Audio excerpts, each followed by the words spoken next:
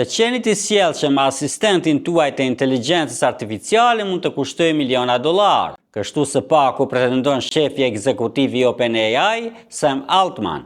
Ai zbuloi se shfaqja e sjelljeve të mira ndaj një modeli ChatGPT, të tilla si të thuash ju lutem dhe faleminderit, shton deri në miliona dollar në shpenzime operacionale.